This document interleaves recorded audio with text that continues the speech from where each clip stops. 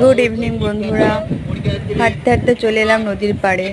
আর নদীর পাড় মানে এখানে রাধা মন্দির, সামনেই হরিনাম সংকীর্তন আছে, তো সেই জন্যই প্রস্তুতি চলছে, প্যান্ডেল বাঁধা হচ্ছে।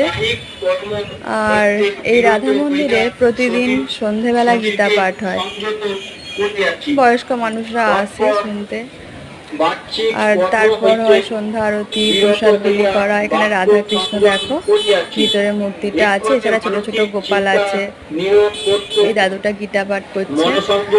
আর পাশেই তো নদীর ঘাট, সবাই স্নান করে, হাওয়া খেতে আসে। আজ প্রচণ্ড গরম, তো ঝিরঝির করে বাতাস বইছে গাছে, আর তার উপরে জলের হাওয়া।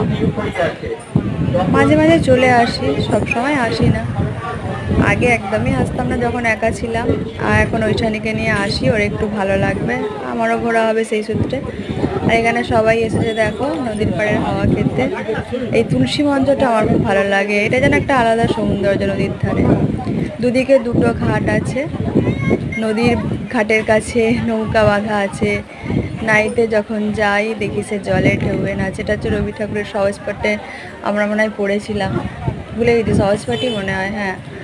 তো প্রথম ভাগ কিংবা দ্বিতীয় ভাগ হবে, তখন অতটা বুঝিনি, এখন বুঝছি যে কথাটা কতটা সত্যি। খুব সাধারণ কথা, কিন্তু এর মানেটা অনেক সত্যি আর সুন্দর।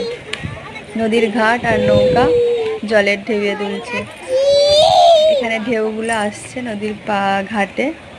আর সবাই এসে বসে আছে হাওয়া খাওয়ার জন্য। আর ঝালমুড়িওয়ালা আছে, সবাই খায়, আমরাও খাই মাঝে মাঝে এলে।